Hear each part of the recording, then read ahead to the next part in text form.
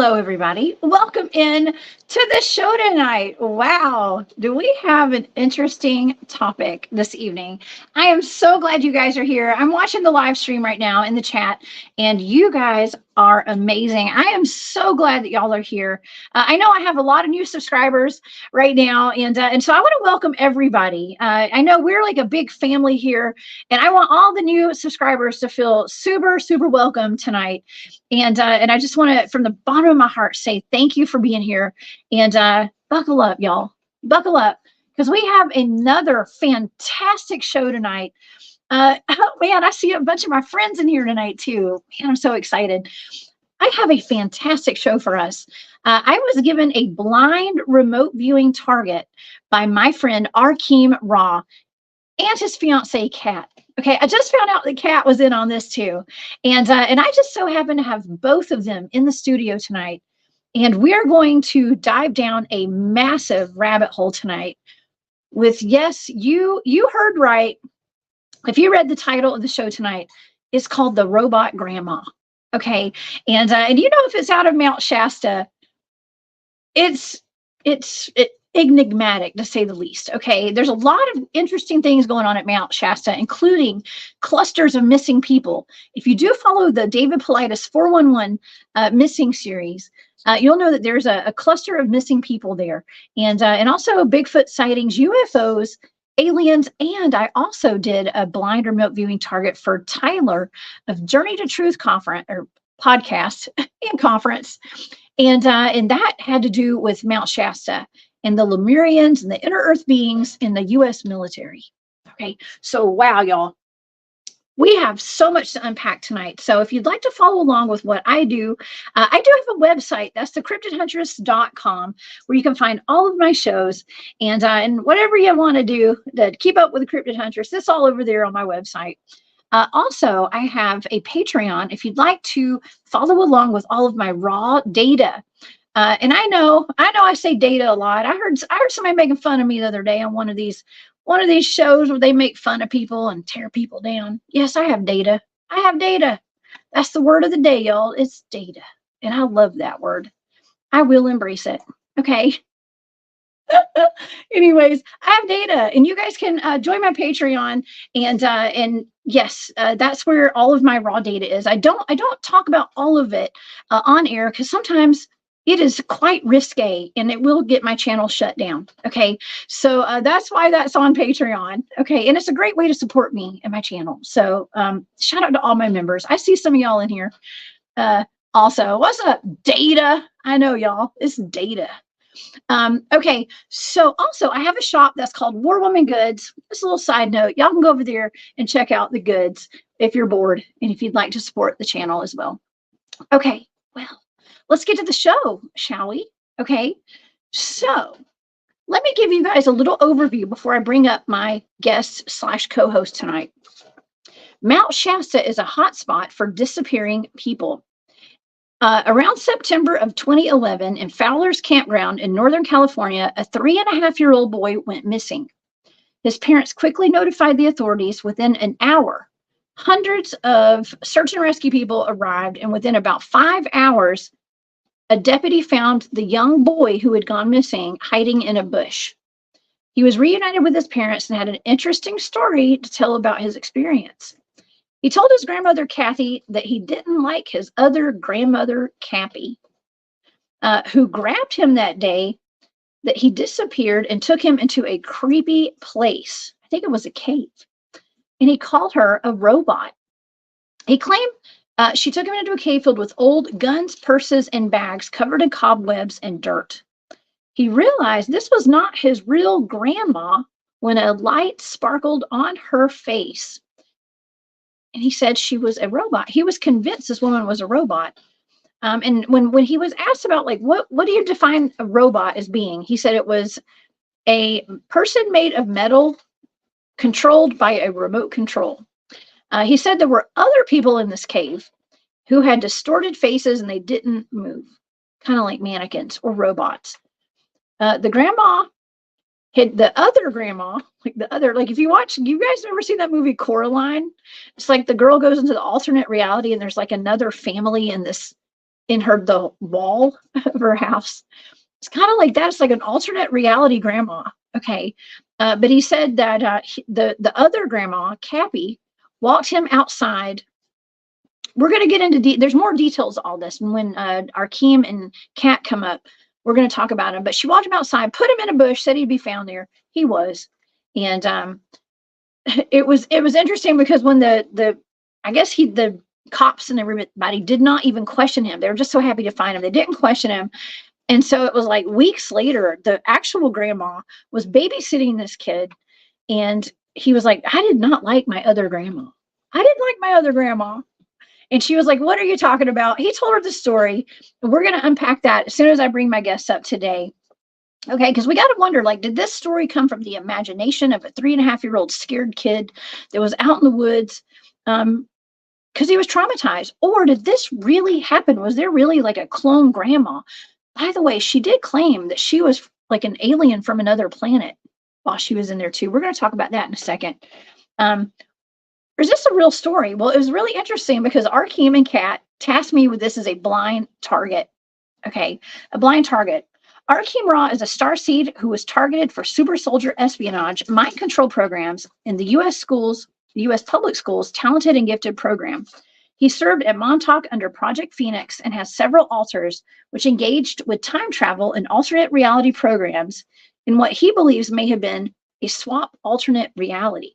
Arkheim's alters have also worked with Not Waffen, Mars Defense Force, Solar Warden, Lunar Command, and more. And you can find him on his YouTube channel. That's Disclosure Now with an exclamation point. So please help me welcome to the show tonight my friends Arkheim Ra and Cat.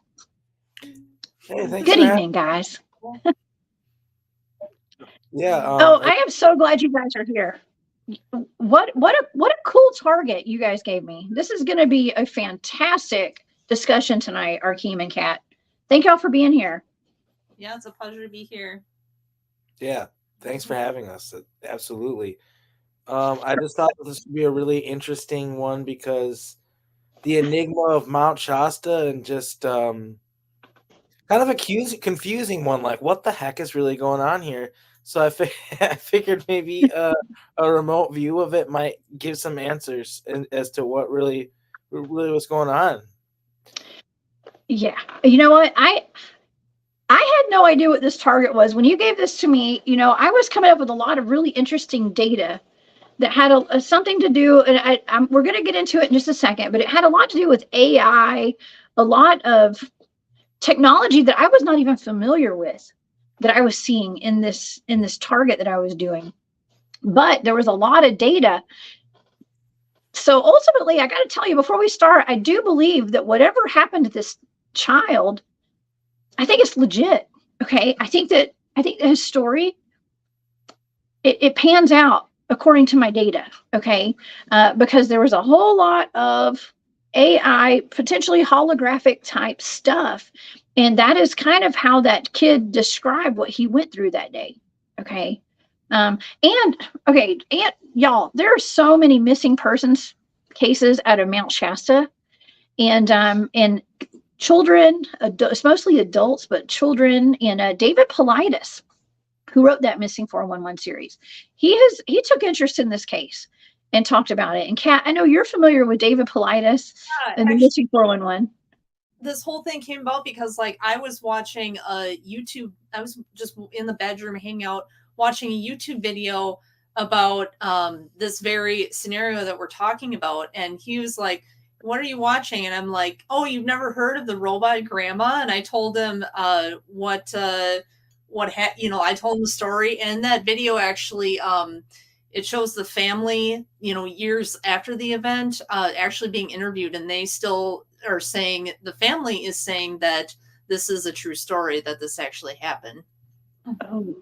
Well, that's awesome, because a lot of people, when this first came out, were questioning whether this really happened or not, because the little boy that was involved, they called him John Doe, I guess.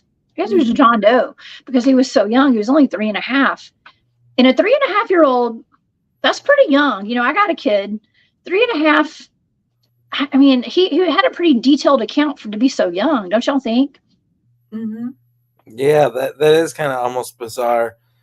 But I also find it interesting that, when you talk about David Paulides, just it kind of has the whole missing 411 thing that keeps coming up in national forests, be it even Mount Shasta or other national forests as well, where there's just people that go missing, and people look and look and look and they can't find them, and then also know, oh, nowhere they appear somewhere where it's like they were there the whole time, and it's like they weren't even missing. Somewhere they looked a million times. Yeah, with the missing 411, a lot of the stories, it's either, a lot of the times, like the search dogs will be following a trail, and they'll all of a sudden lose the scent, or they'll find the person, or if either alive or dead in places where they've searched multiple times. And also there's cases of people like being found in place, again, alive or dead, being found in places that they couldn't have possibly gotten to on their own. So there's definitely a lot of strange stuff and strange inconsistencies. And if I remember correctly, the national parks do not keep a record of how many people go missing in their parks every year. David Paulides actually filed a Freedom of Information Act to get that information, and if I recall correctly, they denied it. They did not give it to him. So definitely a lot of strange activity going around there. Oh my gosh. He had to pay so much money. I remember hearing about like the amount. I don't remember what the amount was, but it was a lot to get a lot of this information, because they refused to give it, and I'm a gal that goes out and does bigfooting in these national forests, and it's very suspicious. Okay. That's very suspect. And I have to say, like, when you line up a map of the missing people, okay, yes, from the clusters, on top of the map of the cave systems, on top of a map of the Bigfoot sightings, on top of the map of the deep underground military bases, they all correlate. They're all the same. Definitely. Yeah. I've never heard anybody point that out before. Yeah. That's something to look into for sure. Oh yeah. Oh no, I've been looking into this. Okay. Yeah, I mean, for me, it is crazy though, right? Because it's all connected in some kind of way. And if you go into that target I did for Tyler, okay, and it's the Area 51 level 27 underground, based off of the testimony of Colonel Billy Fay Woodward of the U.S. Air Force, retired. He claimed that he was from Hollow Earth, and he worked for the Air Force at Area 51 at an underground facility interfacing with Hollow Earth beings. He claimed he was sent to work at a top secret facility. The facility's first floor was 3 miles underground. I believe that where he was at was like way farther deeper than that underground.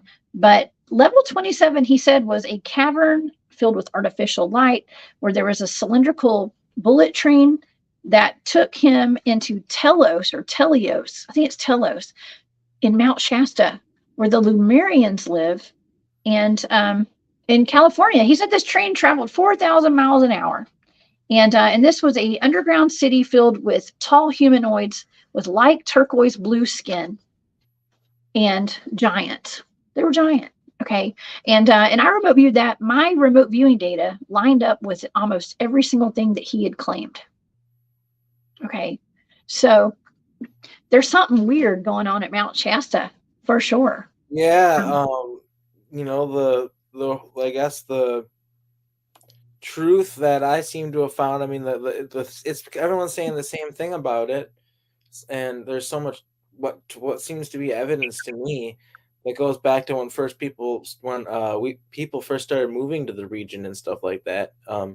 It's just, there's something living in those mountains. There's something going on, and it's something that sort of was just kind of known. It still is kind of known by people around there and people that know about Mount Shasta. There's something strange about it. And so, when it comes to this situation, I find it very interesting with the whole you're talking about picking up on like robotic AI type things, holograms, stuff like that. Um, I'm I'm just so fascinated as to what the heck could possibly really be going on here. Like Mhm. there's definitely something to it, but it's like uh, hard to figure out the context as to like what actually happened.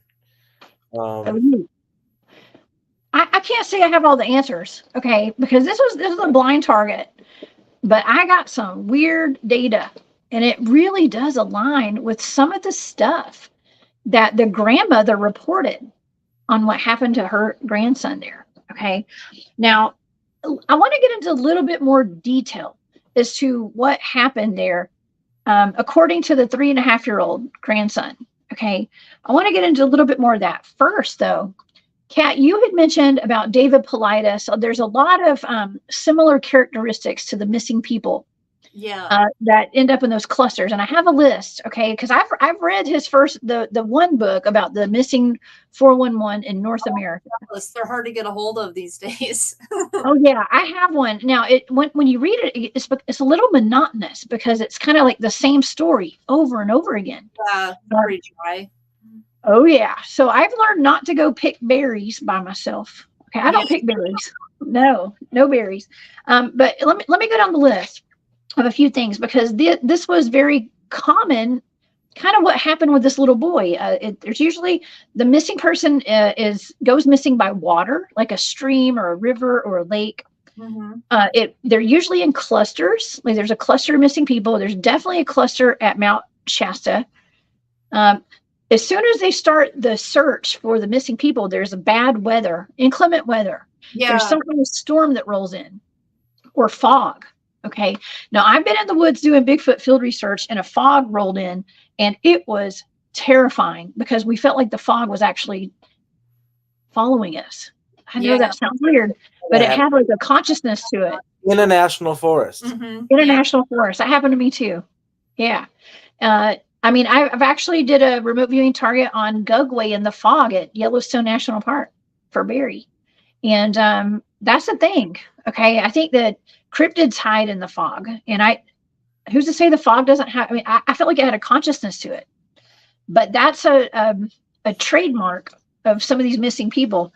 Also, there's a lot of the times they go missing or the bodies are found, or like when people go missing, they're in a briar patch, okay, with like thorns.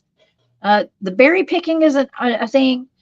And a lot of times they go missing around late afternoon or early evening. Mm-hmm. And they're, like you said, Kat, they're found in places like if the people are found, they're found in places that were already searched extensively. Mm-hmm. Okay. They just show up like where they had already searched. Right. So that's that. Now, the list of cryptids at Mount Shasta, I have a list. There are giant sightings, UFOs, holographic mountain, basically. There's like a holographic mountain near the Lemurians. There's missing people clusters. There's Bigfoot, little people sightings. And now we got robot grandma. Okay, now we got robot grandma. It's bizarre, doesn't it? Yeah. It gets pretty wild. That's a lot. It gets wild. Okay, so let's see what all we got here. Okay, so I want to go down what happened to this child, what he said. And I did kind of say that in the intro, but I want to get a little more extensive into all this. Okay. And I want to get into the grandmother story because something happened to her when she was there. Some stories say it's a week before this happened. Other stories say it was a year before this happened. Okay. So I'm not sure if it was a week. I thought it was a week, but then I heard it was a year. Okay. So around 6:30 at night, this little boy was with his mom, his dad, and his sister, his older sister. They were setting up camp. They were getting their dinner ready. And the daughter, the sister, was sitting there playing with him. And she looked away for about a half second. She looked away for like a minute and the boy was gone. Okay. Totally gone. And so the parents, they panicked a little. Of course they panicked. They looked for him. They looked as much as they could. And when about an hour after they kind of lost him, they immediately called the Forest Service and the Sheriff's Department and said that they could not find their son. I mean, the sun was going down. So they called them. Within an hour, they had a search party there. Like 100 people at least showed up. And they started combing the woods. They had looked everywhere for this kid. And within 5 hours, it was around 11:30 that night, a deputy spotted him. I think they heard him crying or something. They found him in a bush that was right off a path that they had already searched. Okay. Now, I do have pictures of the campsite where they were. So, and this is a picture. This is Mount Shasta. Okay. Wow. I mean, it's a big mountain. Okay. So they were around the area of this. It was called Fowler's Campground. Mm-hmm. And here's a sign pointing that way. It's very dense forest out there. They do have like waterfalls, and I mean it's beautiful. But this is, people take campers and tents and all that stuff out there. Yeah. Okay, so that's kind of what it looks like a little bit. Okay, so they found the little boy, and they said that he was in a daze and he was out of it when they found him. Okay, now they chalked that up to him being scared and tired and shocked, like in shock kind of. So they just sent him on his way, and they were successful. They had found the baby, they found the boy, and that was that. Okay, and I assume the family packed up and went home. I would. Yeah. Immediately. Okay, so that happened, but the little boy had gone and told his parents his story, but there was no mention of that. They didn't tell the cops. They didn't tell anybody. They just thought that it was it was like part of his imagination. Weeks later, the grandmother, her name's Cathy, she was babysitting this little boy. They call him John Doe. Okay, she was babysitting him, and let me tell you what he said to her. So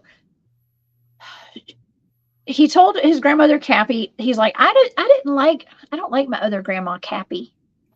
And he calls his grandmother Cappy. He said that she grabbed him that day that he disappeared. His other grandmother had grabbed him and took him to a cave filled with old guns, purses, and bags filled with cobwebs and dirt. He said he realized that it was not his actual grandmother when the sun or some light sparkled on her face, and he realized she was a robot. Now, this is a 3.5-year-old child.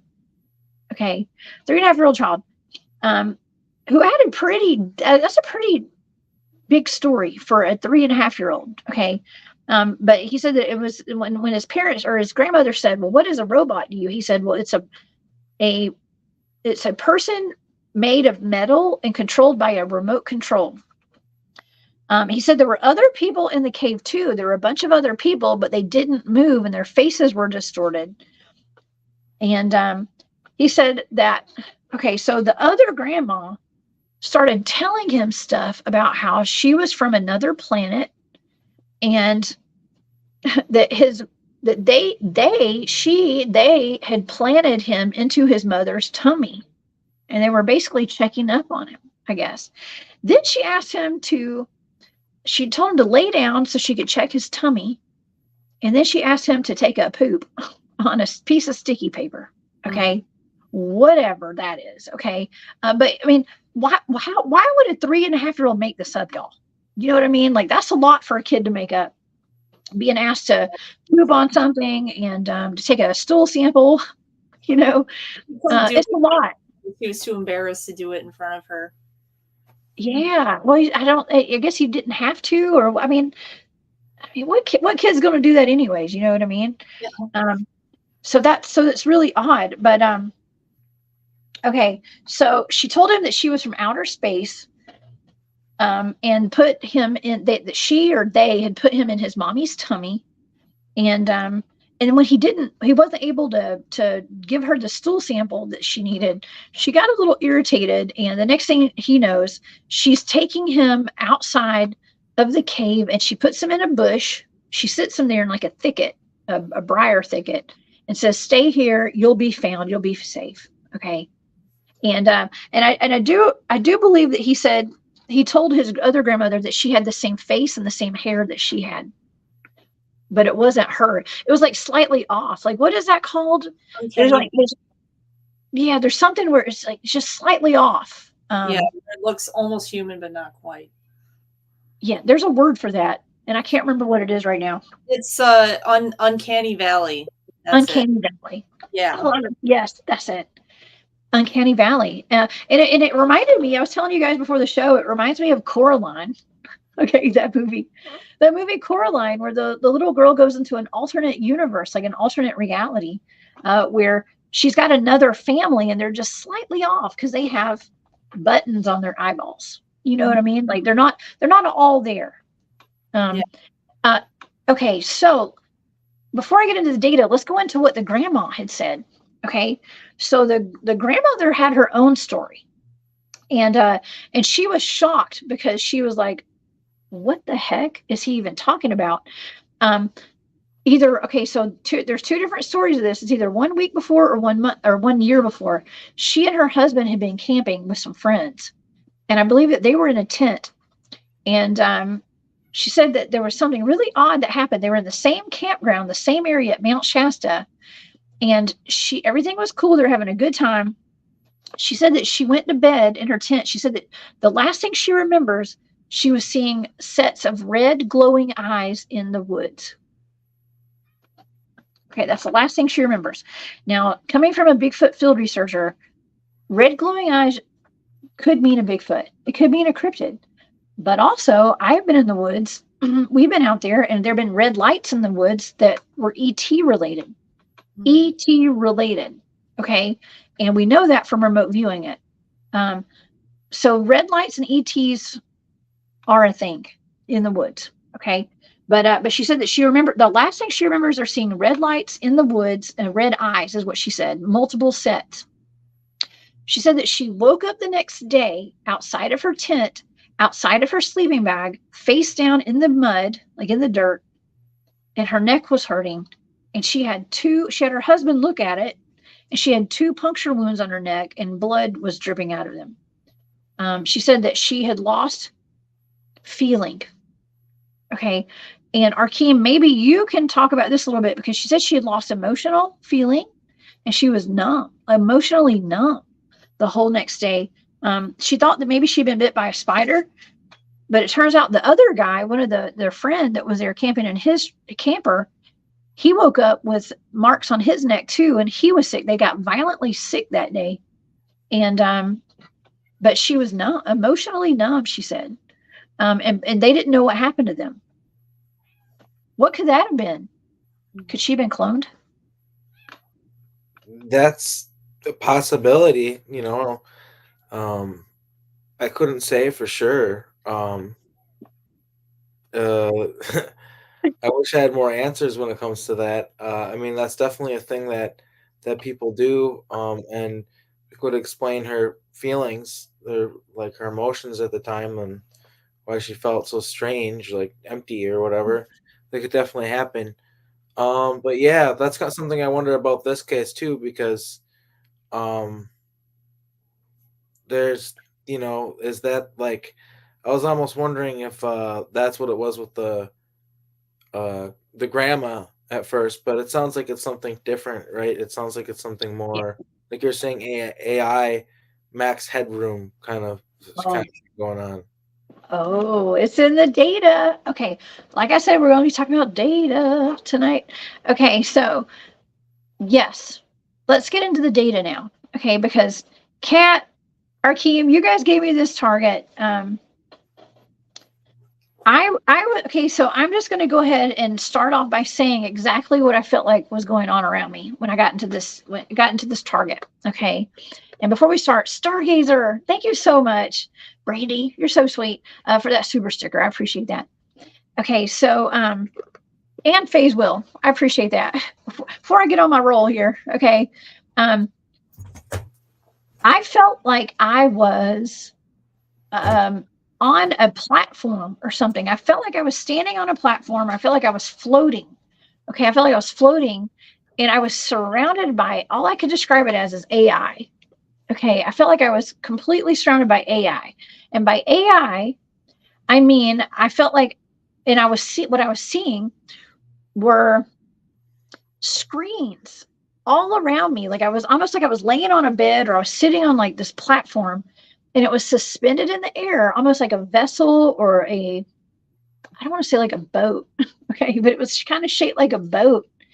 And I was watching as I was kind of laying there and sitting there, all these screens, but they weren't actually screens. They were just holograms. They were literally holograms, and they had faces on them. And the way I described it was max headroom. Okay. And the audience might remember, this is from, oh, thank you, Stargazer. That's so sweet of you. The audience might remember this from, I think it was the 1980s. Okay. And there was a guy named Max Headroom, and I have a picture. There he is. Good old Max Headroom. And I was seeing, it wasn't Max Headroom. Okay. But it was, I wrote that down because that is what it reminded me of. It was very AI. And doing a little bit of research on Max Headroom. Max Headroom is a fictional character played by actor Matt Feuer, advertised as the first computer-generated TV presenter. Okay, now I don't know what that has to do with anything. Okay, but he was our first AI-generated TV host. Okay, and so I wrote that down, and that's kind of what I was seeing. I was seeing all these screens like floating around me, going up and down, and they were showing, like, playing out different scenes. There were people talking, and there were also just like scenes of things that were happening. It was almost like I was being shown a whole bunch of stuff all around me, but it was very like the Matrix. Do you know what I mean? Like, it was very, very much futuristic. I can't even describe it. I don't have words to describe it really, because I've not experienced this before. So super, very futuristic. But I was seeing, okay, so some of my sensory data was working, moving, dying, pressure. I felt a sense of doom, but I felt like I was traveling, spinning, and I was flying. Okay, that kind of stuff. But I was getting a whole bunch of like back and forth motion. Like I said, like all these screens were like floating all around me.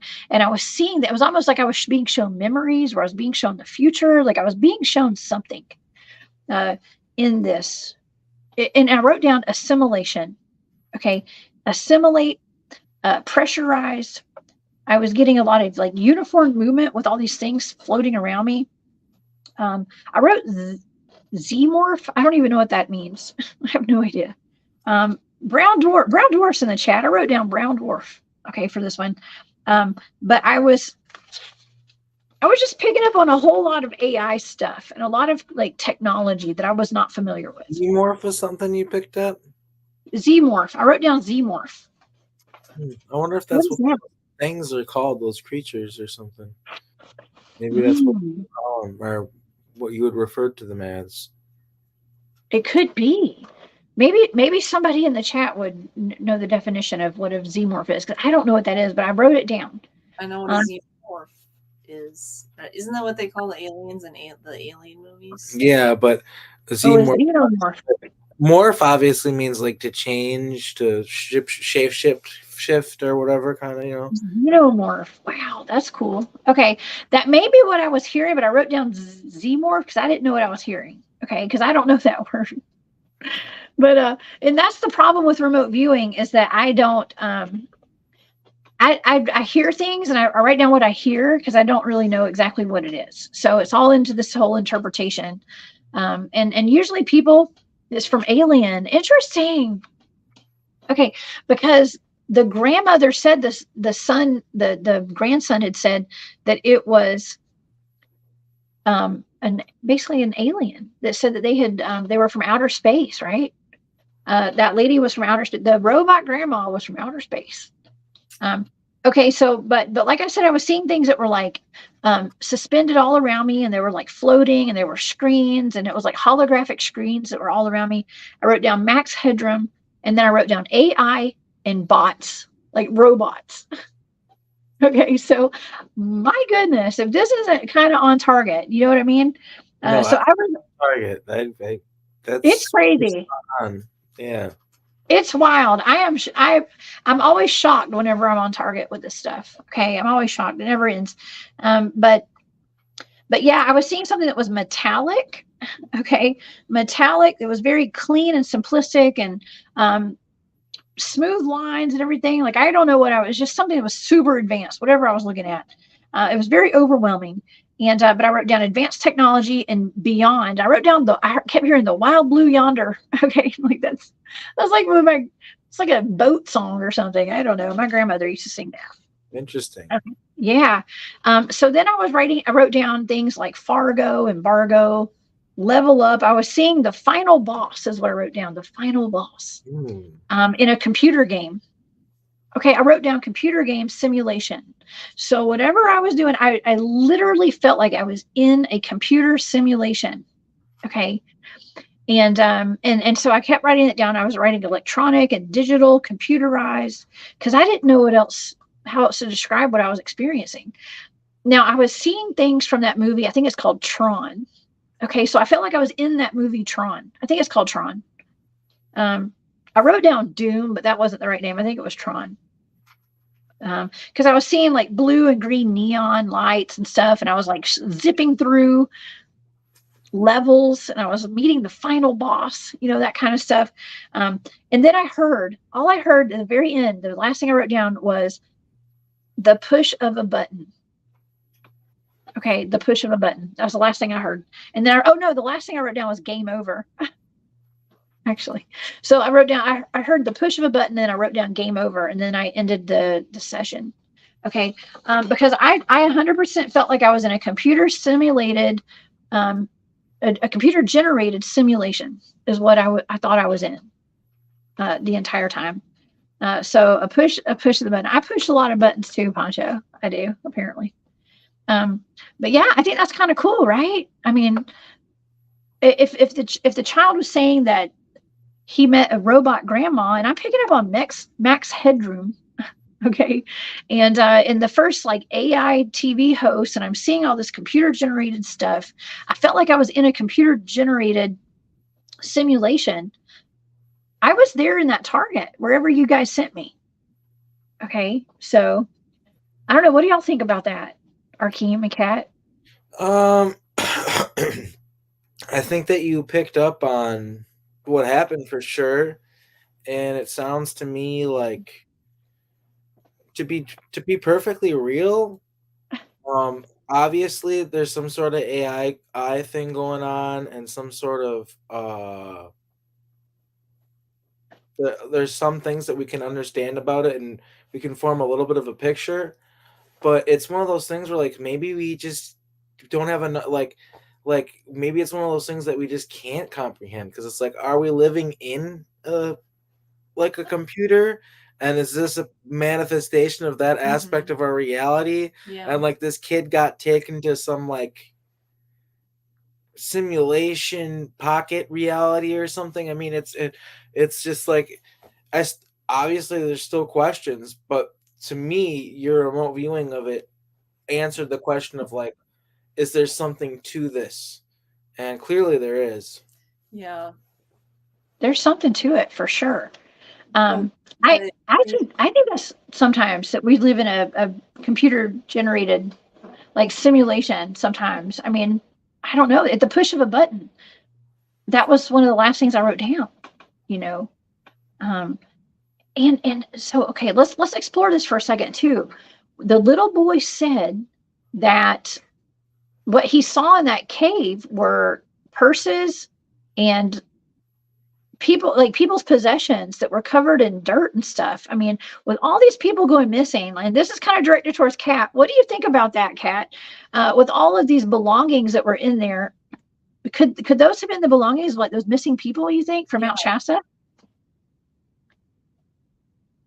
Well, yeah, and like there's and you know there's weird stuff that goes on in like urban areas too that's very similar. Like, I don't know if you've ever heard of like the smiley face killer theory. It's just basically like the urban missing 411. Yeah, I mean, obviously, you take people, like, right, they're gonna have stuff on them. You need some place to put it all. You know what I mean? So yeah, I think I do think that's a lot of probably is the possessions of just all those missing people. Wow. Okay, but that leads us to another question. Like, who's taking these people? Is it these self-proclaimed people from outer space, robots? You know, who's taking them? And does it have something to do with this inner Earth Lumerian thing, or is it, if they're connected to like the U.S. Air Force and the military? Something tells me that there's maybe a few like more than one answer. Yeah, I think so too. Yeah, me too. Yeah.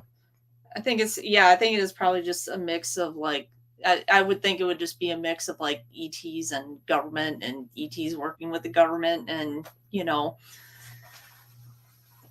people getting taken for programs, maybe. Yeah. Well, I've talked about that before. I really do think that is the thing, that some of these kids that go missing were taken to programs. You've seen some of them.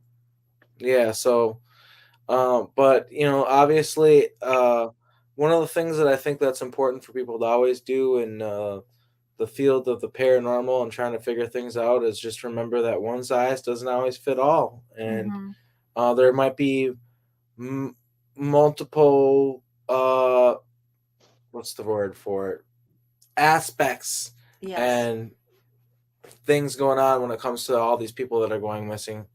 There could be a lot of reasons behind it, but one thing's for sure is I think it's definitely important to look into it and try to figure it out, because a lot of these people are still, they have family members and stuff like that are still alive that miss them, and I'm sure they wonder every day what the heck happened to them.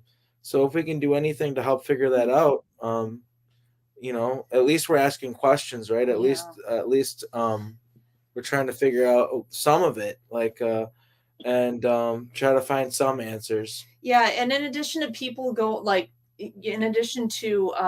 people like being like, oh, I just turned around for a second and this person went missing. I've also heard stories of like people on hikes, being on hikes, and hiking by themselves, and then they turn around and there's literally like a person right behind them who wasn't there a second ago, and the person they'll speak oddly, or they'll be dressed weirdly, or something will be off to indicate that they're not a normal person and that they're not just a normal hiker. I've heard plenty of stories of that too. So it's almost like a new cryptid here that you're hearing about. Maybe that you got to look into is these human but not human hikers that appear out of nowhere. And are they like the same thing as is this robot grandma lady? Is that like, is it connected? That's something that they probably are. Yeah. There's sometimes you get answers, and that's good. I think we got answers with this, but there's also so many more questions, right? Like, oh my God. There's always more questions and answers. And we actually had this happen to us in base camp one night.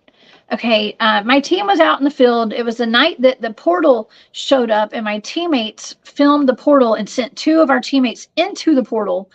And it was like the cube that showed up in the meadow. And the whole time that's going down, this woman shows up at base camp, okay, where we actually set up at base camp. We hike into the meadow. It's a long way. I got Greg in the chat. Greg's been in there. What's up, Greg Ogles? He's been out there in the meadow with us. And so we hike into the meadow. That was happening with the portal incident. And Glenn was back at base camp, and he was like radioing to the team that was in the meadow. And he said, hey, there's some woman here. She claims she knows us. She's saying that she's begging y'all to come back to base camp. This woman just shows up out of nowhere wearing business attire. Okay, we wear camo boots. We're boots on the ground. Okay, so we're out there wearing like our country hunting clothes, basically. Okay, you know what I mean? Bigfoot hunting clothes. And so we're out there like just stinky. We've been, everybody's been out there for days on end. And this woman shows up with like penny loafers. Okay. Penny loafers, a button down shirt, dress pants, and she's drunk as a skunk. That's what's drunk as a skunk. And she's got her son with her. We're like, okay, I wasn't there. Okay. I didn't see this lady. Okay. So I didn't see her. This lady's like acting completely off. Okay, not acting. It turns out later down the road, like, okay, the lady has contacted the head of my team. They think they know who she is, but she comes in, she like knows everybody. It was just really weird. So some of the guys considered her a possible like MIB or like it's almost like an uncanny valley kind of thing. Okay. Because this woman, but here's the thing, she was trying to pull the team away from what was going on out there, get them back to base camp, and then send them into a different direction. She was telling everybody that she knew where the monkey bears were down the road, and everybody had to go see where the monkey bears lived. Okay. While excuse me, while the team was out there doing, and just say interpreting, experiencing this portal. Okay. That with the record of this portal out there, and the guys, but this is earth-shattering research. Okay, this could change a lot of things in the research field with what they were doing out there. And this woman just shows up drunk, wearing business attire out in the middle of the woods. Okay. Pretty weird. It's weird, right? Mm-hmm. Okay. Right. So that's right, Susie. That's what I think. I think she was being used in her condition. A lot of times I do believe that there are people that are used, let's just say, and I'm not saying this in a bad way. The lady might watch my show. I don't know. She might watch my shows. Hello, if you're watching. But it was just odd. The whole thing was very odd. And I do believe that there's some force that can maybe use humans to do their work for them. The lady was trying to get us out of there. Took over her and it was able to do it more easily because she was drunk already or something like that. Yes. Well, I talk about this. I talk about altars taking over when people get intoxicated, and how people have altars that will do things where they're trying to stop things from happening or make things happen, and you're not even aware. You think you're just like want this thing or doing this thing. Like, so that lady, it might have been some like mind control type stuff where she was just in the area and just got activated to just try to fuck with you guys and stop you from doing what you're doing. You know what I mean? Either way, doesn't seem like a coincidence. I mean, maybe she genuinely thought there were monkey bears nearby and genuinely thought you needed to see them, but it all sounds a bit odd. What's a monkey bear, man? I don't know. Okay, Penny, I will tell the rest. Okay, the only other part of that story that I left out, because Penny's calling me out. She's like, Jessica, tell the whole story though. She was not acting like a normal person. She was drunk, and she dropped trow, as they say, in front of everybody and urinated right by the campfire. Oh my God. Within feet of the campfire, in her penny loafers. Jeez. In her button-down shirt. It was weird, y'all. It was really weird. So weird stuff like this happens at moments of, I mean, that was an important night. Okay. It was an important night. And there were forces absolutely trying to pull the team away from what was going down. Okay. And so I'm not saying she was a robot. She wasn't a robot. She might have been a robot, Grandma. Yeah. Knows, y'all. At this point, I mean, okay, as if these shows are not strange enough, everybody, we're talking about robot grandmas, but this is stuff, this has really happened to my team. Okay. And I can speak from firsthand knowledge of this, that stuff like this does happen. So Arkheim and Cat, that was a great target that y'all gave me. And it really starts connecting some of these dots with a lot of this weird high strangeness that we're experiencing out in the national forest and in the field. Okay. Yeah, we haven't been to Mount. We're like 3 hours away from Mount Shasta right now. We haven't been there yet, but we're definitely gotta go soon. Oh yeah, we do gotta do that soon. Sure. Oh yeah, because you guys are out on the West Coast now. Yeah, we're in beautiful City. We love it here. It's amazing. That's awesome. So are you guys going to be going out to these national parks and stuff and Mount Shasta? We do that all the time because we're basically like right in a national park. The Jedediah Smith State Forest. Oh yeah, that's actually state, so never mind. But there's like state parks and national parks and just nature and wild stuff all around us. So but yeah, we need to check out Mount Shasta. I have been there myself, and it's definitely a mystical place. I met one of my best friends there actually there. but yeah, I haven't returned. And at the time, I felt how mystical it was, but I didn't know all the wild stories about it and the history and the lore about it. Really, I was just like passing through there to meet up with one of my friends, and coincidentally, yeah, it's such a hot spot. There's so much Yeah. stuff going on there, and even a lot of people in the new age community, or whatever you want to call it, paranormal people who are, into the same things we are. A lot of people that move there and live there, and there's a lot of businesses like Reiki and stuff like that. Like when it comes to like the per capita, how much a normal small town that size has that, like they have like a lot, like Yeah. there's quite a few, so it's kind of like a hot spot for just like people who are like Spiritual. spiritual and consciously Or aware. as some people would call it woo woo. Yeah, and there maybe is this fear factor to what we're talking about, because of like people going missing and stuff like that. But I can attest to the fact that it truly is like a really magical place. There's like this spring at the bottom of the mountain that you can get water straight from like this stream, and it's like just delicious, like pure water, and it's just like a really magical spot. Mm-hmm. But yeah, have you ever been there yourself, Jessica? I have not been to Mount Shasta. I have not, but I have done. I believe I did 2 remote viewing targets to that place. I know Barry gave me something about a holographic mountain. I think it had to do with Mount Shasta. I'm not sure. I never know what I'm getting with y'all, with all y'all's targets, man. But yeah, it's. I have not been there. No. It's kind of far away from me, but I feel like I should come visit. We should all go together. yeah, sometime. eventually. Well, there's like conferences that happen there and stuff. Yeah. Maybe eventually you'll get invited to speak at a conference there, and they'll finally give you, like an excuse to go all the way across the country and be Yes. there. And then while you're there, you can do some Yeah. field research as well. Because that would be incredible. Because I'm sure you'd probably end up finding something. Some amazing stuff. Yeah. Yes, absolutely. Now I want to answer one of the questions. Somebody in the chat was asking, was the little boy okay? Yes.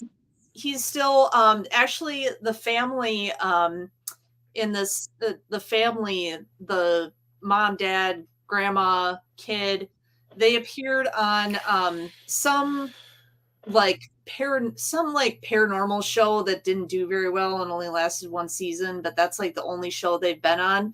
They've the kid is obviously older, he's like a teenager now, but yeah, he's still, he's still alive, grandma's still alive, and they're still around.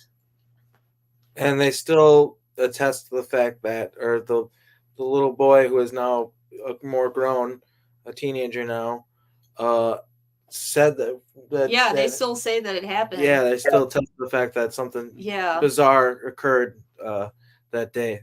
Mm-hmm. Well, you know what? I can back it up with the data. Yes, I said data again. That's what we talk about here on my remote viewing show. Is data. The data suggests that this was real. Okay, whatever happened, there was something super duper AI.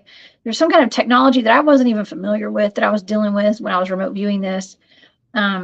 So maybe they'll watch this show one day. Who knows? Maybe they'll see it on YouTube and check it out. And yeah, contact me at thecryptidhuntress@gmail.com. Yeah, they will, because it'll show up if you Google Robot Grandma. So I bet they will see this. Yeah, he probably does look into it, and who knows? Yeah, maybe that. I would not be surprised to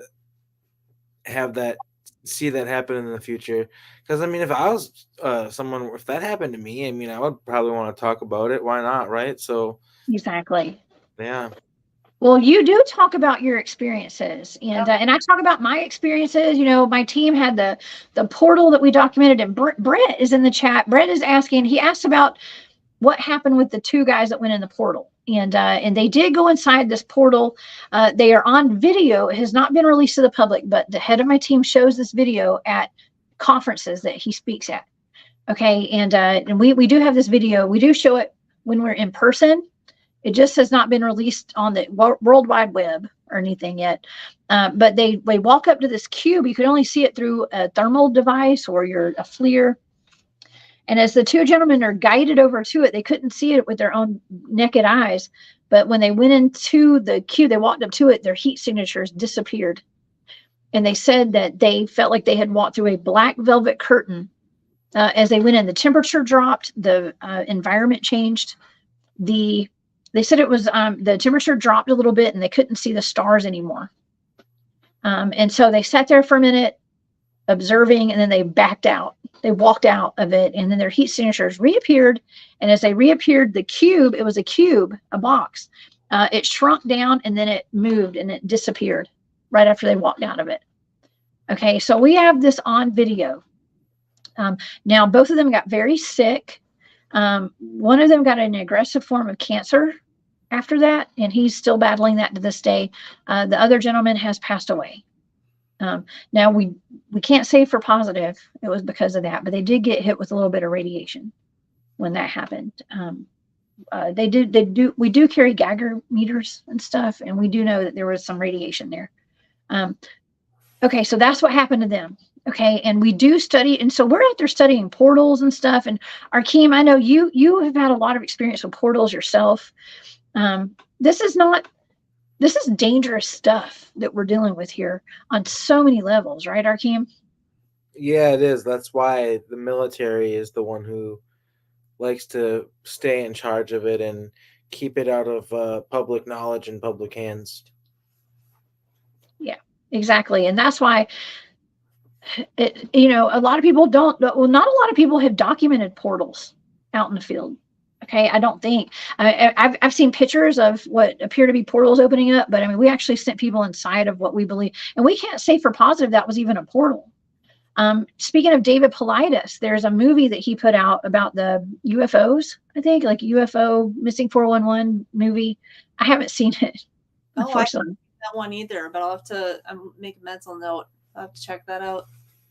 Well, they have a clip that somebody sent me from that, and it's describing a gentleman who experienced a spacecraft that was a cube, just like my team encountered. He called it a spacecraft, and it moved just like that cube moved. Like, did the two guys go into a spacecraft? Maybe. We call it a portal though, because we've remote viewed it, and the data suggested it was a portal. But it could have been a spacecraft. It was a portal, and once they stepped through, they were on a spacecraft. Good point. That's right. Who knows? That's right. It's really interesting. Very bizarre happened, and unfortunately, a lot of times when these things happen, it's just like you don't have the context to like be able to say like, "Oh, I know exactly what that was," right? Like, but it's important to research and try to come up with answers as the best we can. That's right. Well, and and we need to talk about these things, okay? I love looking into targets like this with this little boy and the missing people, and that's something that I really talk about a lot. Is this portal and looking into the different ways that these people are going missing and where are they going? Okay, David Paulides is like put it out there for the world to see, but like we've been living this. I mean, I've been doing this research for a long time, and we knew that there was a cluster of missing people where we research. We research all over the South. There's missing people clusters just about everywhere we research. Okay, there's cave systems everywhere we research. There's a lot of Bigfoot activity where we research, and it's all connected, 100% all connected. That's right. That's right. That's what you start to realize is that it's all connected. Yeah. And it is. What it really all comes down to is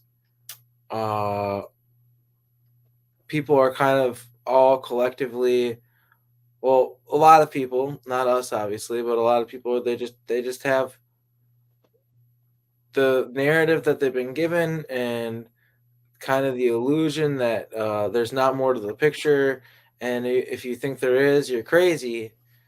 And so they're not looking at these things. But yeah, a lot of people don't take David Paulides seriously because he believes in Bigfoot, but obviously we here And and the whole audience here know better. Yeah, and I think that's a testament to the fact that that there is something to the Bigfoot phenomenon, because this was a guy that was simply he's someone who was looking into missing persons. And I mean, if you do look into that in the national parks and you look into the history of all that, you are going to find out that people talk about seeing Bigfoot. I mean, I remember when I went out to Oregon for the first time, just a bit north of here, and hearing, like, I kind of didn't really take Bigfoot seriously, as right. Like, I didn't really think it was like a real thing. It was a long time ago, and I remember like just people like casually, like, can't remember where it was, but it was somewhere in Oregon, some small town in Oregon. They're like, no,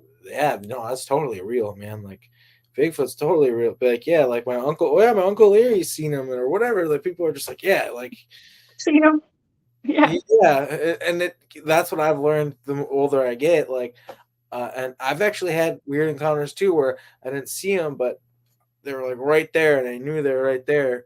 And the national forest, there's something that's a whole man. You could do a whole entire lecture or show on just the connection to the national parks and just all the paranormal activity that happens. And not just, like I said earlier, not just more Mount Shasta is, which is quite the hotspot, but just all the national parks in particular. There, it's almost like there's a reason why they classify these places as national parks, because they're federal land, so that they have different laws, like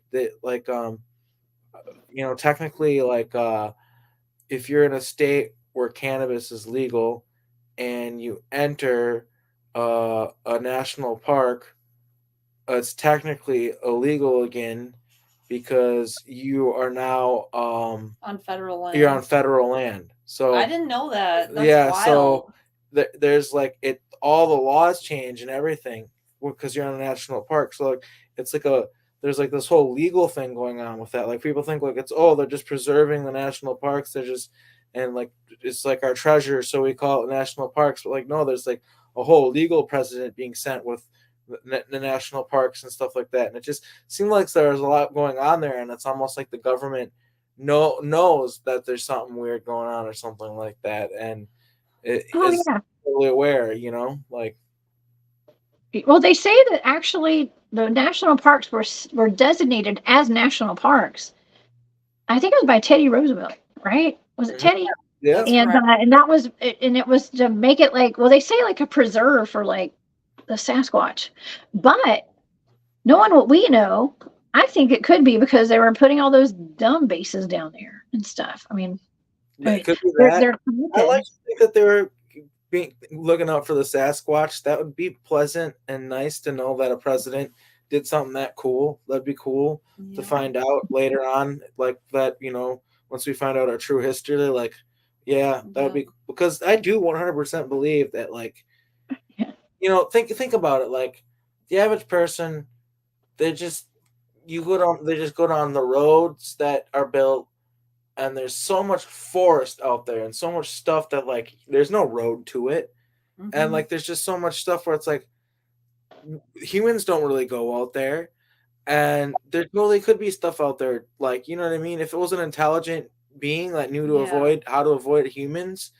And like of course there's also, you talk about this on the show all the time, I'm sure, but also there's the multidimensional aspect and the fact that Bigfoot seem to, if not literally, phase in and out of reality and stuff like that. So they're definitely advanced beings. Like, they're very much different than us, and they seem like very much more like down to earth, almost quite literally, like more organic type creatures, right? Like more close to source, close to Gaia or something like that. But that's another aspect of it too, is like, I almost wondered, like with the Bigfoot, how they phase in and out of reality, is I almost wonder if, like, what if some of these missing people, that's what's going on with them, is they're actually just phasing into other realities. And what if there isn't any sort of nefarious entity or being doing anything about that? because I was just talking to this actually right before you did this interview with me. I was talking to my friend Audrey Walters, and she was talking about how the Earth is located on an interdimensional fault line in this galaxy, and so that's why there's all sorts of. It's why it's such a active place, and all this weird stuff's going on, and that would also make sense why maybe people are phasing in and out of different realities and stuff like that. Is because apparently we're this interdimensional hub. So it's absolutely fascinating stuff. Really, it truly is. It is. It's so weird. Like I was telling my guest yesterday, I had a show. We talked about dragons, and I had Jane and Gerald who were in the chat today. Hey y'all. We were talking about dragons of like the old world and the old world creatures and things that have been kind of hidden from us. And I was kind of talking about how I love the timeline that I'm on right now. I know like a lot of people are saying we're on a crappy timeline, right? But as far as cryptids go, okay, it's interesting that it appears as though blimmies, dragons, unicorns, Bigfoots, dog-headed men, all this stuff, it's showing up on maps and stuff. And I don't remember ever seeing that. Now, was it just there and I didn't know? Probably. But I think that it's so interesting. Like all these timelines are kind of converging right now. And all this stuff is being shown to us. It's being opened up. I don't know. It's just a fun time to be alive, I think, me personally. 2024 is going to be an interesting year. I think it is. And I personally think we just got to be realistic, but not all doom and gloom either, right? Like I think that there's a lot of positive things that are in our future, and I think a lot of good could happen, and I also think that there's probably going to be a lot of problems and stuff too. I mean, we're about to enter an election year, and that's been crazy for us as Americans, right? Like it's always insane, and it's never really a fun time of our weird cycle that we go through in this country. But yeah, so it's going to be definitely an interesting year, but I just try to remain positive, and I think that we're all, you're doing good work with your channel, and everybody with their little corners that they're making to just kind of question the narrative and question what we're being told and dig deeper to try to find out the truth. Like I think it's a fascinating I keep on saying fascinating, but it's a beautiful time to be alive though. It really is, because it's just like we're living in a time of possibility, and I think that there's like I said, like you got to be realistic, but I don't want to buy into fear mongering either. Like I try to stay positive. I really do think that the future can be bright, and yeah, it's gonna be a crazy year, no doubt. We're like things aren't gonna get less weird, right? Things are that's what we've been seeing as a trend. Is things have just been getting weirder and weirder, and if there's anybody who's ready for that, it's us, right? Mm-hmm. I think, well, you know what? That's why we're doing this. I feel like I've been called to talk about this stuff. I didn't want to go public with my research. I never planned on that. I don't know. I ended up at a conference get together, and I was asked to speak, and I got thrusted onto a stage, and here we are today, y'all. Okay, and we're talking about this. I never meant to remote view publicly. Okay, all this stuff. So for whatever reason, it is something that we've been called to do and to talk about. And I saw somebody in the chat. I think it was Brett potentially was asking about portals. Are they natural or are they man-made or alien-made? I think it's both, don't you, Arkheim? Because like I've experienced what I think are natural portals, and I've remote viewed them. I can confirm it's both for sure. It's both. Okay. And there's different kinds, like even like the artificial ones that are made. There's different kinds. There's kinds that can be made psychically. They can be made with like the Tesla technology. Tesla had a kind of form of portals that he made that unfortunately they radiate you and they're kind of bad for you. So they're very primitive and no one likes to use those. And there's there gateways. So gateways is compared to portals, and then there's jump rooms. There's all these different modals of like of it that are slightly different from each other, but they basically all do the same thing. Yeah, something I'm kind of like hesitant to talk about this, but something keeps trying to like take me over and use me to open a portal. He told me I was doing it I was using hand sigils to try to do it in my sleep recently. And it's pretty there was scary. another time where I was making a video and you started doing it.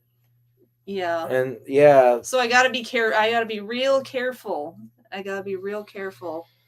Yeah, I think a lot of us are coming online with our enhanced human capabilities, and by enhanced human capabilities, I mean like telepathy, opening portals, being channels. You know, all this stuff that's just like even the remote viewing stuff. You know, like I said, I never meant to go public with that. I was never really that confident with it, but I've been doing it for so long, and I love doing it, and I think that it's important to show other people that we're all capable of doing these things and seeing beyond the veil, as they say. I don't think there is a veil anymore, to be quite honest. But yeah, with your ability to open portals, I mean, that's stuff right out of the Avengers and Doctor Strange and stuff. You know what I mean?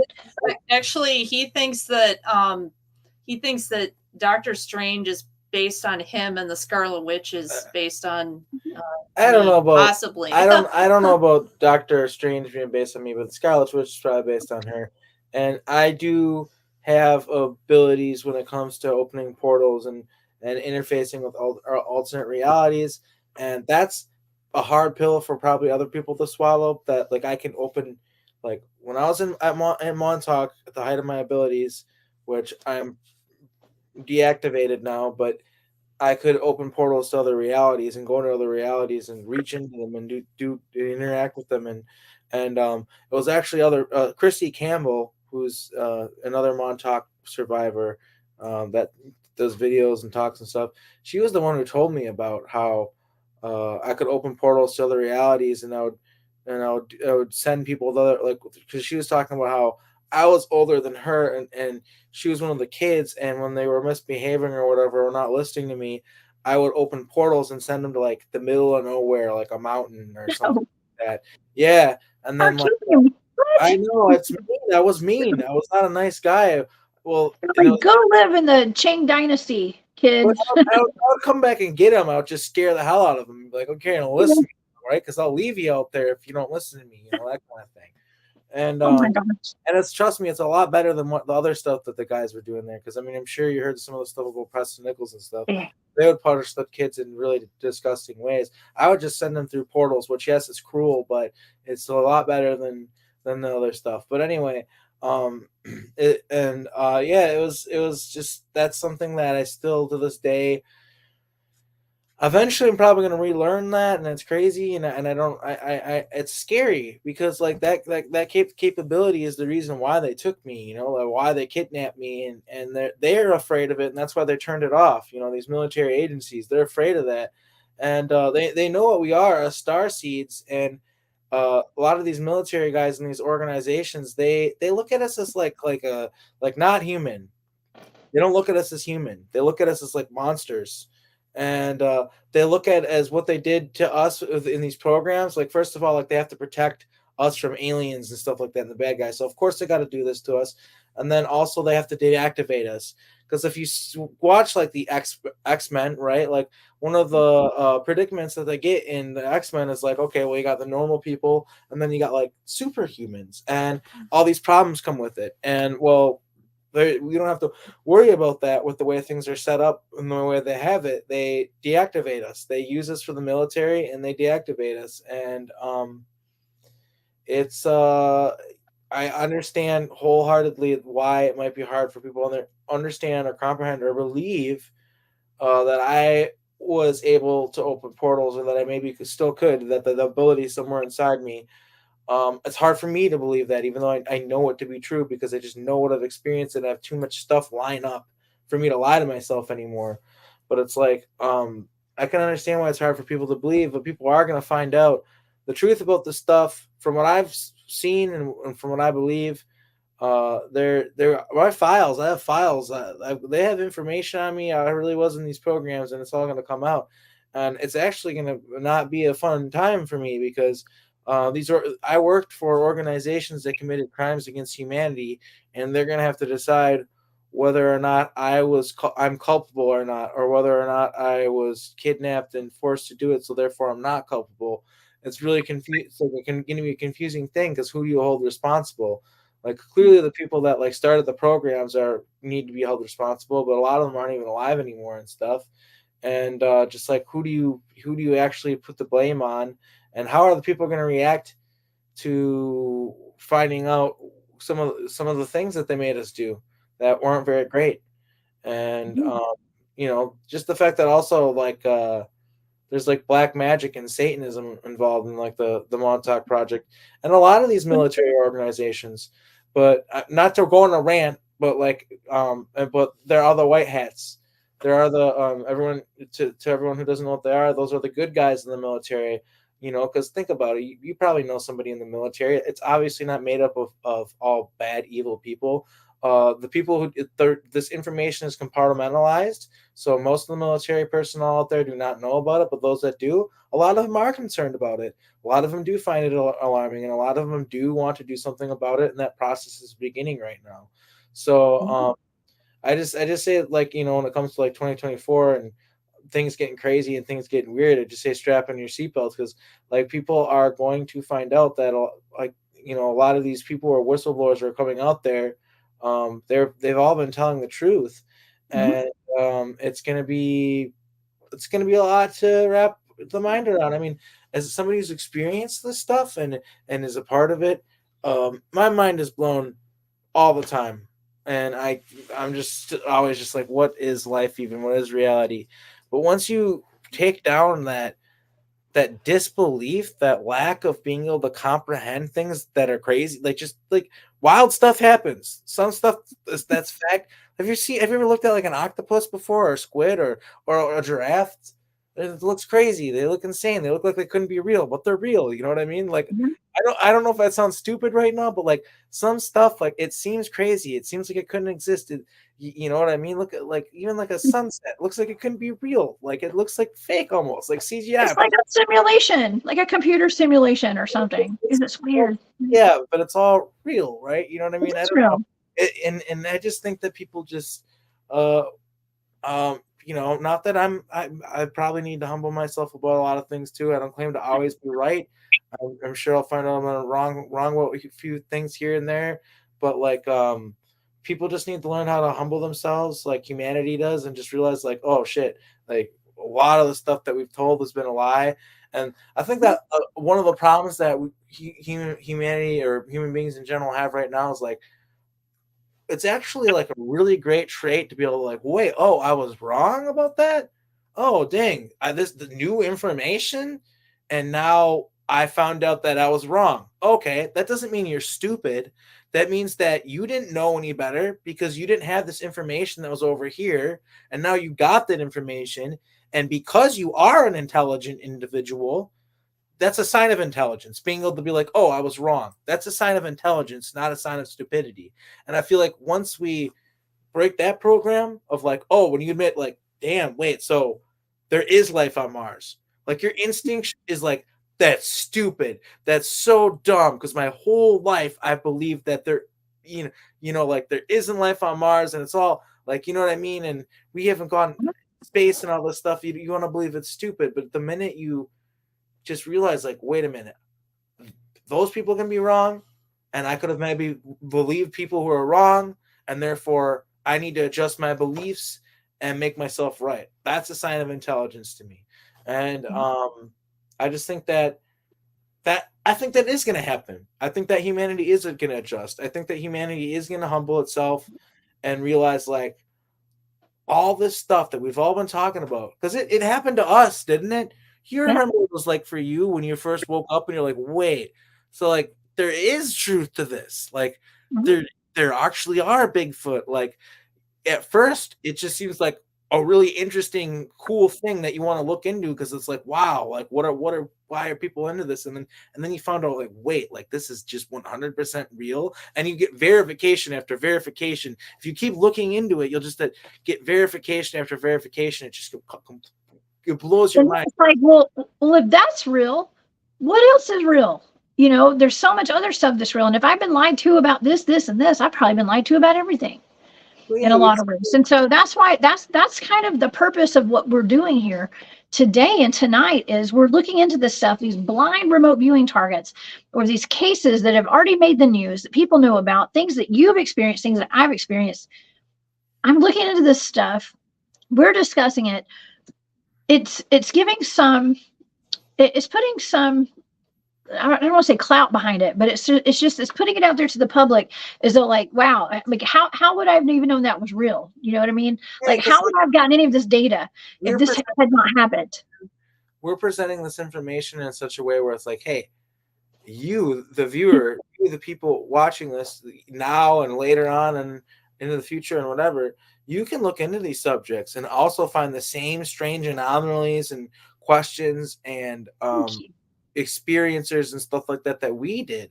Like nobody here is asking anyone to just blindly believe in anything. All we're saying is have an open mind and look into it more deeply yourself, and you're going to find out the truth that resonates with us might resonate with you too, because it seems like, I know everybody has their own truth and everyone has a slightly different version of way of looking at things, and I always try to remember that, but like we're definitely onto something with the thing, both what you're doing with your channel and what I'm doing with my work. Like, and we're, to everybody watching this, to all the people that support Jessica's channel, all of us are so appreciative of people like you, because what would be the point of doing this if it weren't for people like you who are interested, who are engaging with it, creating, because that's how we create a narrative. It's getting people like you to have it be something that's one of their interests, something they care about, something they're learning about, something they're talking to other people about at work or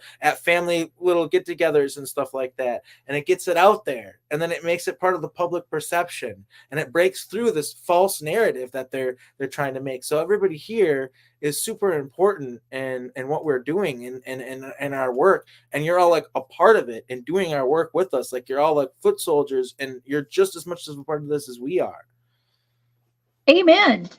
Amen. Oh my gosh, absolutely. Because, you know, I mean, there have been times where I have been sitting in a conference, and I remember watching Paula Asteria, and she did a presentation on green cities or something, like some kind of futuristic city, stuff that I'd never even thought about. And I just remember how it expanded my consciousness, and it made me think like our future is going to be beautiful because I'm imagining it. I'm creating it now in my mind. We're going there.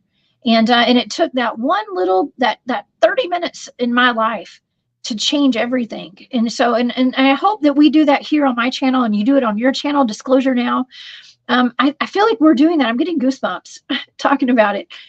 Because we're just putting the little seed, we're planting the seed, and putting the information out there, and everybody's going to take that, whatever we're presenting tonight, and do their own research and go out in the world, and we're going to create, you know, a better world of truth and enlightenment. Yeah, I really do feel, I feel like it's a beautiful time to be alive, because I'm seeing this pattern of people rediscovering the same truths in totally different places. Like, we were doing this documentary about Montauk with James. You know, you were there. And one of the things that happened while we were there was we healed this ley line, and it all kind of just happened like very organically. Our friend Angel, I think it was kind of her idea, but it was like one of those things where it just happened at the exact right moment, and it was very beautiful. And we did this healing of this ley line, and then Tyler Koala of Journey to Truth made this totally separate documentary that talking about a totally different thing, not even in the same realm at all, really, talking about the mountains of Cahokia, Mountain City, and the native civilization that was, you know, around St. Louis where he's from. And basically one of the things that they like discovered in this documentary was about the ley lines, and how these nefarious cults and organizations, what have you, these groups are like inverting the energy and screwing up the ley lines. And one of the profound resounding messages kind of that they kind of said at the end was how like we need to start healing these ley lines. And so here we're two different documentaries. We're not communicating, like obviously we're all friends and we all know each other, but we weren't like communicating about this at all. Just in two different places we're talking about these ley lines and how we need to heal them and all this stuff. So I kind of feel like it can't be stopped. Like there's something in the air that is helping us. There's some sort of force helping us, whether you want to call it God or a higher power, or maybe it's just like ET groups and stuff like that. Maybe it's all of the above, right? All I know is there's something going on where we have like a momentum, you know what I mean, to what we're doing. We're all coming together. And through the people that I met, actually, through the Journey to Truth guys with Tyler and Aaron, I met Barry Everson, and then he introduced me to my friend Tracy. And I actually met her. She maps out ley lines. Okay. And she's connecting the Indian burial mounds. So this is all connected. And I met her here in Georgia at the Etowah Indian mounds. She and I and Norma Jean. Look into her work. I gotta make sure to write that down. Like, send me her stuff after this or something. Okay, she might have worked with Space Force. I don't know. We'll talk about it behind the scenes. But she's been mapping out ley lines and traveling all over those lines and mapping them out. There's a whole we got a whole other understory about this. We'll talk about it in the future one day because all these Indian burial mounds are connected. Okay, not only by ley lines, but there's more to it. And it has something to do with currency and flow and water flow. And I don't know. We're going to go down that rabbit hole in the future. Okay. Because it's important. This is like ancient knowledge, I think, that we need to know about because this stuff's not going to be hidden for much longer. Yeah. Okay. It feels beautiful to be remembering it. And I love what you said about like imagining like us just being in like thriving nature again and like big, just like huge cities, right? But like they're not all messed up and divided from nature. Like there's trees everywhere and stuff, and it's all beautiful. Like we can imagine that, you know what I mean? Like, and there's still so much of that like left. Like there's like the earth is overpopulated and all screwed up. It's a little bit exaggerated, okay? Like the earth, yes, we've done some environmental damage, and there's a lot of change that needs to happen on that front, big time. I would call myself an environmentalist. I think we need to do more stuff for the environment, but I also think that the earth is maybe more resilient than what they're trying to tell you on the news and stuff like that. Like they're trying to scare people, you know what I mean? And I really do think that we can see like a green earth, a new way of like, we just need to just realize the system we have is crap. It's going to fall apart, right? The system we have, it's not good. It's going to fall apart. And we just need to build a better new system where like, instead of food being labeled organic, you need to label it if it has freaking poison in it. Like if you put chemicals and stuff in it, that's when you got to put the labels on it. Like, what is this backwards world we're living in? That's the kind of world we need to manifest and make happen. You know what I mean? And I think we can. I think everybody's tired of it. Everybody's tired of it, you know? We're manifesting better. And Jude, thank you I love you too, Jude. Thank you for that super sticker. And I appreciate your support so much. And I appreciate everybody that's here. And oh my gosh, Arkheim and Cat, I appreciate y'all so much. And I am so thankful for your friendship. And for us to be able to talk about this and put it out there, I think this has been one of my favorite shows. Okay. Yeah, I'm just going to put it out there. With you. It's always a pleasure. Yeah. Always a great chat.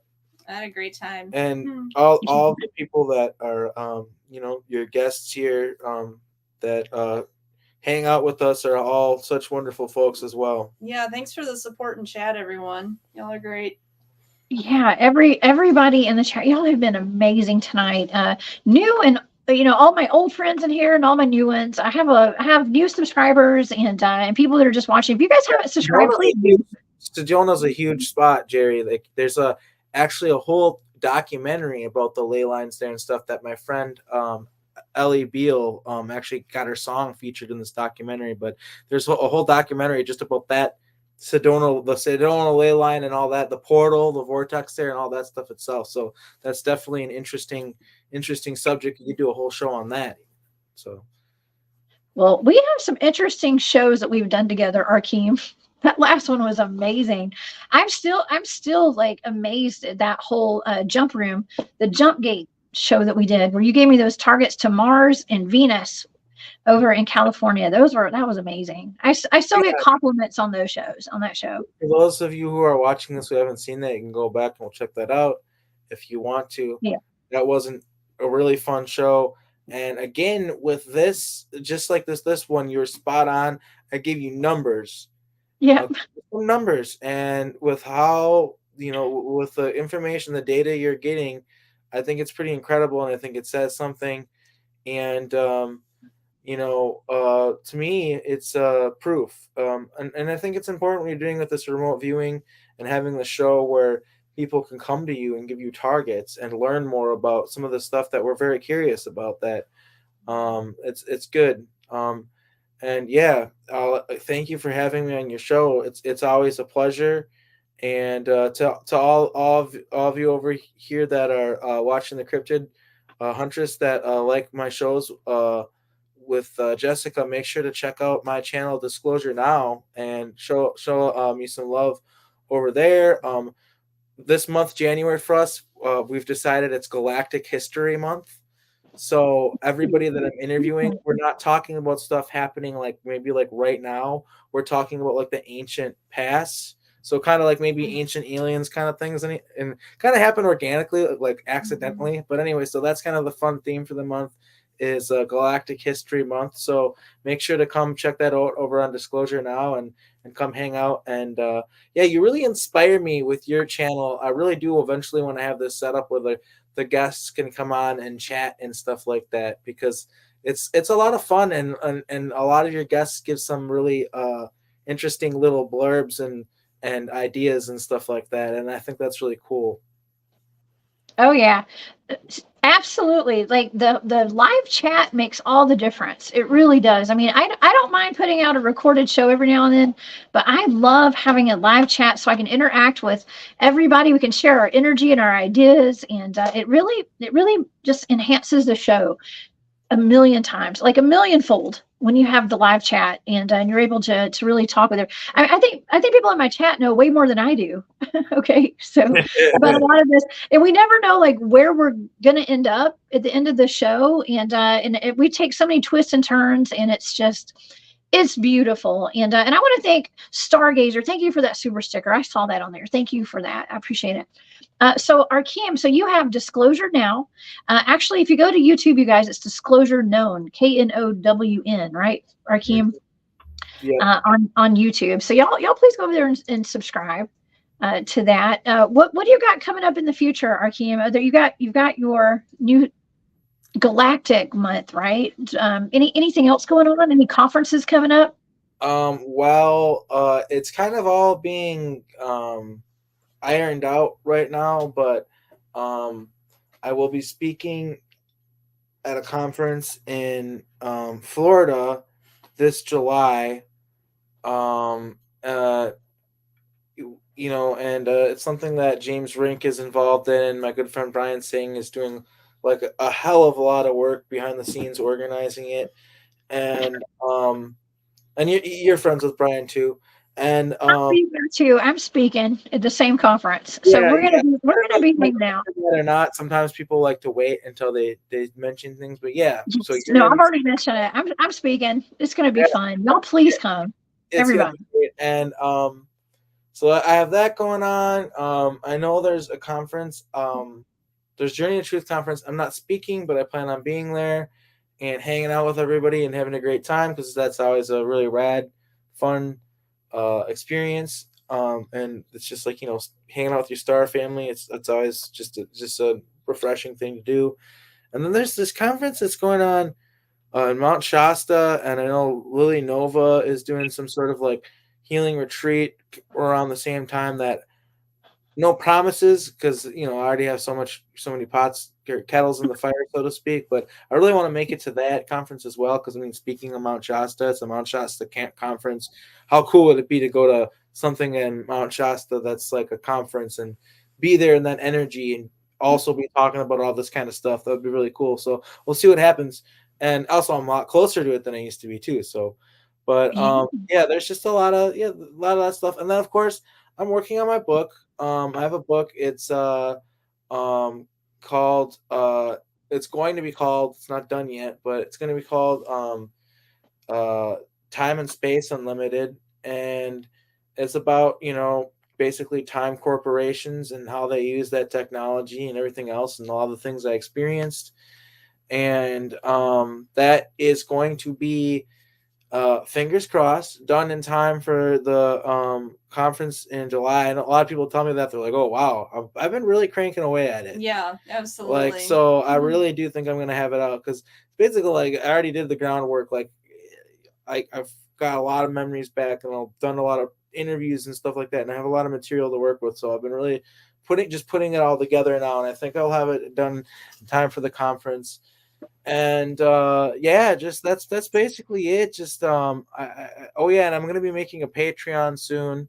I'm just trying to trying to figure out how to organize the tiers and do everything, and a lot of that is due to the fact that so many people want to communicate with me, and I want to, like, give them, like, like a way to do it where um they can access my energy financially, because there's so many people trying to talk to me. So if you give me some money, it definitely gives me an incentive to talk to you.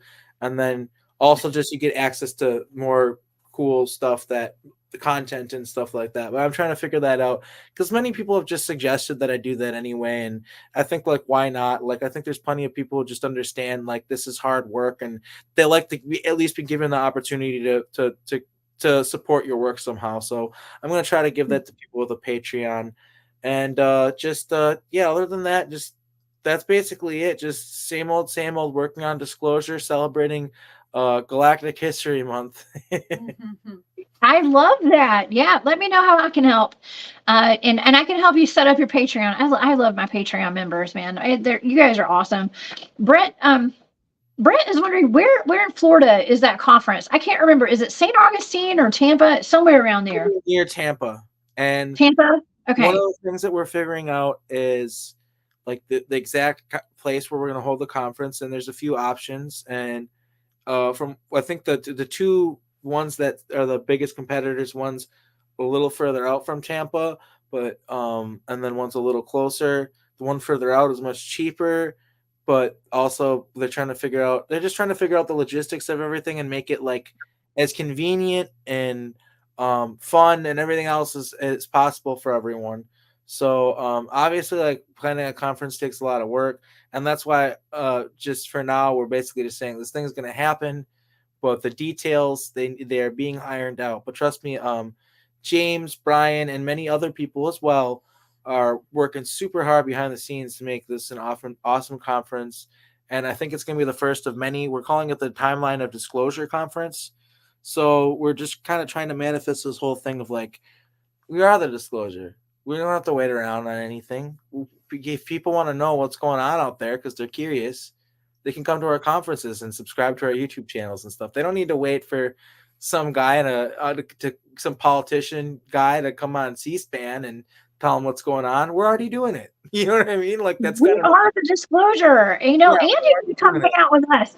Listen, this conference is going to be it's not going to be like gigantic to where you're not going to be able to, like, hang out with everybody. Like, my favorite conference so far has been the Journey to Truth conference, Mhm. and everybody, they didn't have any of the speakers on at the same time. It was one at a time for the entire conference. We all ate lunch together, we had breakfast together, dinner together, all that stuff, and we all got to hang out. I made some of the best friends, including you guys.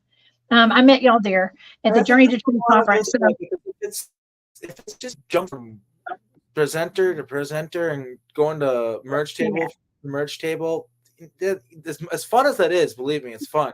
But what's cool about Journey to Truth, and what I'm guessing a similar vibe with this Timeline of Disclosures, you actually get to slow down and hang out and meet That's right. everybody and get a feel of everybody, and actually meet some, you can talk the people that all the presenters are super down to earth, and you can go up and talk to them and ask them a few questions if you want, and just say, hey, thank you for doing what you do or whatever. And it's just a very relaxed environment, and everybody has a lot of fun every year. And I just look forward to more and more of that. Just like, because it's really it's not just about presenting the information. That's one thing that's important, but I think it is important to build a community amongst all of us so that we can collaboratively really work together to get this information out there, because we are all stronger together, and that's why I love our friendship. Is because I love what you're doing over in your corner, and you respect what I'm doing in my corner, and then we do the little power duo thing every once in a while where we meet up and well, we got Cat here too. Yeah. Don't wanna I forget. know. But Cat's got to open the portal for us. Okay. And then we do our thing. We're like a little Marvel team over here. Okay. Yeah, that's true.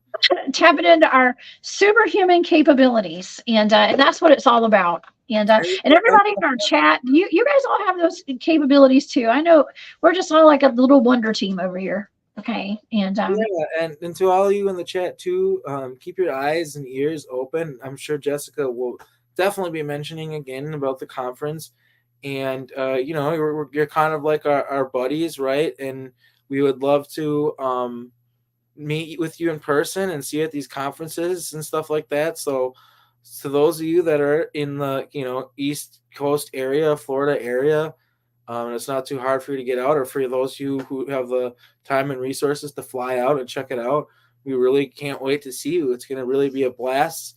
Sorry that I don't have more information, but it's like I said, it's happening. Like it's next year, so we'll get and not next year, it's this year. It's already 2024. Time's flying, right? Wow. Time's flying, but time is but an illusion. We all know that. Okay.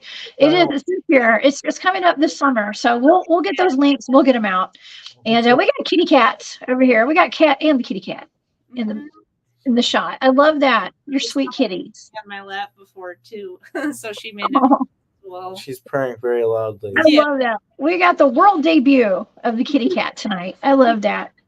Okay, y'all. Well, this has been fantastic. What a great show tonight. I have thoroughly enjoyed this. Okay, so please keep the coordinates coming. Okay, and we'll do some more of these because I think it's really connecting the dots more than you guys could ever know. Okay, it's this is important. The stuff we're doing here. And it's so important, all the everybody that's in the chat. Thank y'all for being here tonight. Please come see me this weekend. I'm going to be at Spaced Out Radio. I have Dustin from Chariots. It's called Flying Chariots, The Rise, over on YouTube. And he's going to be my guest. He has access. I think he's the owner of some very important UFO documents, some of the first of the disclosure documents from a guy from the U.S. Air Force. And we're going to be mostly talking about UFOs this week on Sunday night. So you guys come see me 10 p.m. Eastern on Spaced Out Radio. And then I'll be back next week. My schedule's getting full already. I've got such great guests coming up. And yeah, this is one of the top shows. This is like one of my favorite shows I've done in a while. So Arkheim and Cat, thank y'all so much. Right. Your work is important and you guys are important. Okay. Thanks for having us. Awesome. Yep. All right. Y'all go to subscribe to Disclosure Now on YouTube. Okay. I will see you guys this weekend. And Arkheim, Cat, y'all have a wonderful night. It was so great catching up with y'all. Yeah, and absolutely. All right, y'all. Have a great night. Thanks for all the super stickers and super chats and all the love and support and all your energy tonight. I love each and every one of y'all. I'll see y'all this weekend. Bye, y'all.